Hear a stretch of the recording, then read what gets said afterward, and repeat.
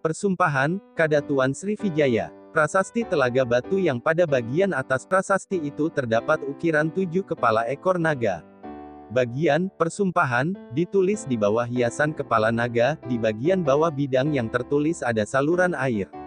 Apa pengaruh air tersebut? Metafisika berasal dari bahasa Yunani, yang terdiri atas dua kata yaitu meta dan fisika. Meta artinya sesudah atau dibalik sesuatu dan fisika artinya nyata, konkret yang dapat diukur oleh jangkauan panca indera. Penamaan metafisika diberikan oleh Andronikos dari Rhodos pada tahun 70 SM terhadap karya-karya yang disusun sesudah buku fisika. Bukan karena fisika maka metafisika ada, tetapi kebetulan karena muncul buku fisika maka barulah terbit istilah metafisika. Meta artinya sesudah atau dibalik sesuatu dari fisika yang tidak dapat diukur oleh jangkauan panca indera. Dalam keilmuan Nusantara terdahulu inilah yang disebut klinik atau ilmu tua. Klinik juga dikaitkan dengan banyak hal yang tidak dapat dicerna dengan akal namun dipercaya oleh banyak orang atau disebut tahayul. Dalam bahasa Inggris disebut superstition. Adalah sesuatu yang dianggap hanya berdasarkan pada khayalan belaka, ini karena sesuatu yang unlogik, sukar dinalar. Klinik di dalam tradisi budaya asli Indonesia, dalam hal ini budaya Jawa, adalah sesuatu yang tersembunyi atau hal yang sangat dirahasiakan untuk umum, karena butuh pemahaman yang dalam untuk dapat dimengerti. Dalam kultur Jawa ada ilmu yang disebut ilmu tua, yaitu ilmu yang diajarkan kepada mereka yang sudah matang dalam kesadarannya. Hal ini dimaksudkan agar tidak disalahgunakan, atau disalahartikan. Ilmu yang demikian ini disebut klinik. Istilah ini kini terdistorsi lain. Ajaran atau agama, kebenarannya hanya bisa dimengerti oleh mereka yang menempuh ilmu tinggi. Dalam Islam disebut makrifat. Bagi orang awam kebenaran agama cukup diyakini, inilah namanya yang disebut klinik. Bukan sihir atau menduakan, Hyang Widi Tunggal. Konsep tentang identitas adalah penting karena menjelaskan bahwa realitas memiliki sifat yang berbatas, sehingga dimungkinkan untuk diketahui. Begitu juga identitas Sriwijaya, yang bersama dengan namanya menempel kalimat kutukan, yang tertulis pada prasasti. Di mana dan apa Sriwijaya? Kenapa ada kutukan, yang diabadikan di prasasti? Kutukan adalah kejadian di mana sang pembuat kutukan tersebut telah mencapai tingkatan sudah matang dalam kesadarannya, atau disebut makrifat. Bagi orang awam kebenaran ini tidak terjangkau. Bagaimana kutukan bisa dapat terjadi? Bagi sepelanggarnya, Kutukan dapat atau bisa terjadi. Dalam ilmu fisika kita dapat diidentikan dengan hukum kekelan energi.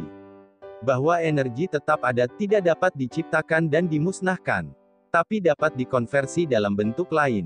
Jadi persumpahan atau kutukan adalah energi yang dikonversi oleh si pembuat kutukan yang tetap ada selama jagat raya ini ada. Konstan. Bagaimana atau di mana tempat lokasi pembelajaran untuk mencapai tingkatan manusia matang dalam kesadaran, atau disebut makrifat, sehingga mampu membuat atau menandai suatu wilayah dengan menulis peringatan pada sebuah batu prasasti. Di Sumatera Selatan sekitar Palembang, Muaro, Jambi terdapat situs Candi Gumpung, Candi Tinggi, Candi Gedong, Candi Kedaton, Candi Astano. Inilah tempat-tempat pembelajaran Dharmi, ditandai dengan bangunan berbahan batu bata merah dan batu hitam di Nusantara. Ini bukan pusat pembelajaran Buddhism. Peziarah Tiongkok ke sini untuk belajar, bukan membawa ajaran dari negerinya lalu disebarkan di sini. Palembang bukan pusat ajaran Buddhis masa terdahulu. Jangan salah, masa pra-Islam tidak ada tercatat misionaris Buddha juga Hindu datang ke Nusantara membawa ajaran dari India ke Nusantara. Tapi mereka datang ke sini membawa ajaran dari sini dikembangkan ke negerinya. Sangharama Universitas Pusat Pembelajaran Dharmik di Sefarnat Vipa bernama Dharmapala. Di lokasi Kota Suci, yang pusat puja dan tempat penobatan para Datuok. Juga Raja para Fatsal Vanua Mandala bernama Muo Takui. Kini terpublikasi menjadi situs Muara Takus di Kecamatan 13 Koto, Kabupaten Kampar Riau.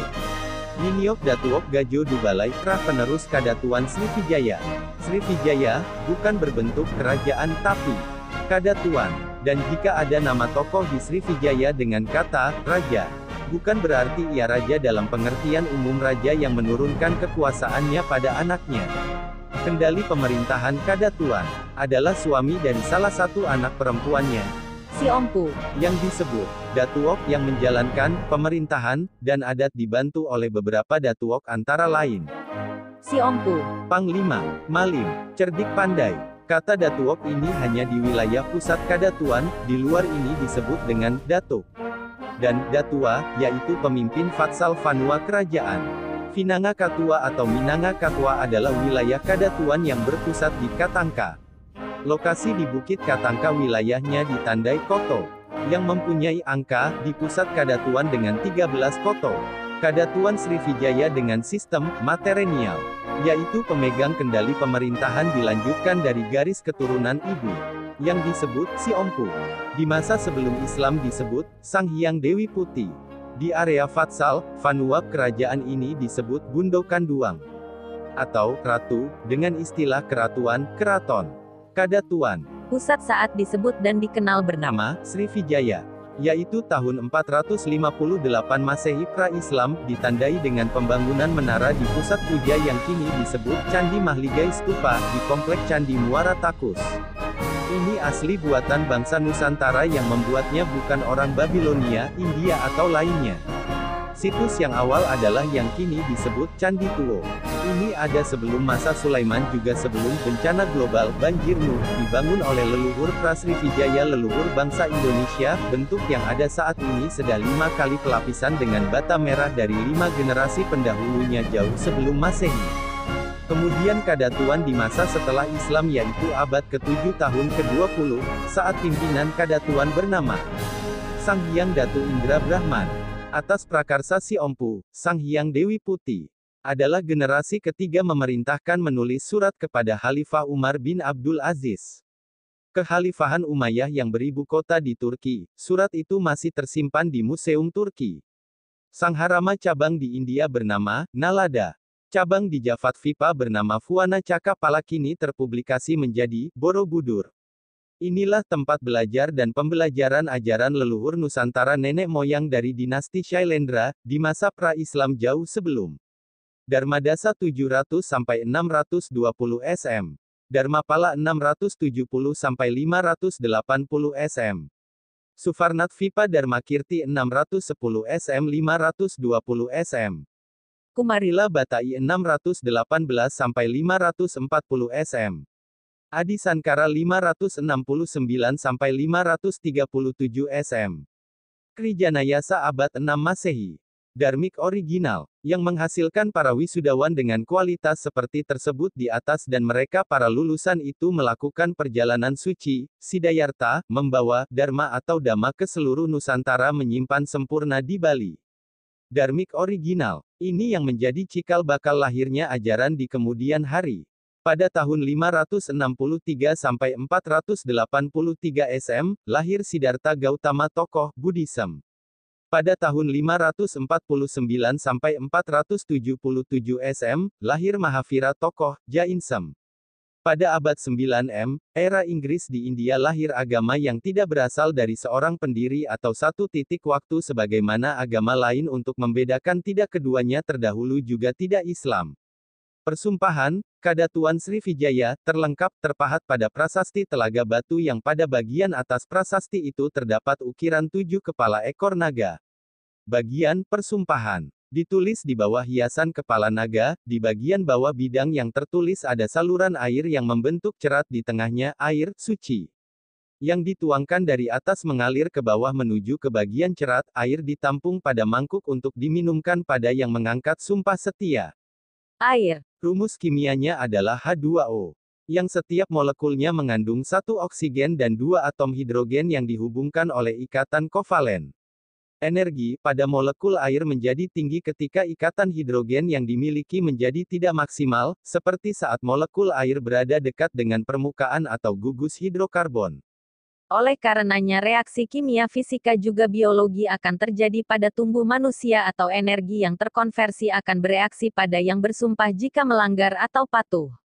Artinya, Dengan menggunakan air ini energi dan tubuh manusia akan bereaksi melalui media air sesuai dengan perlakuan manusia itu dengan otomatis. Inilah proses metafisika yang dimaksud, yaitu sesudah atau dibalik sesuatu dari fisika yang tidak dapat diukur oleh jangkauan panca indera, terjadi. Bahagia atau celaka, persumpahan ini berlaku mulai dari putra mahkota hingga tukang cuci. Apabila kalian tak setia kepadaku, kalian akan mati oleh kutukan ini. Kedamaian abadi akan menjadi buah yang dihasilkan kutukan ini. Demikian ancaman yang ada dalam prasasti persumpahan. Kada Tuan Srivijaya.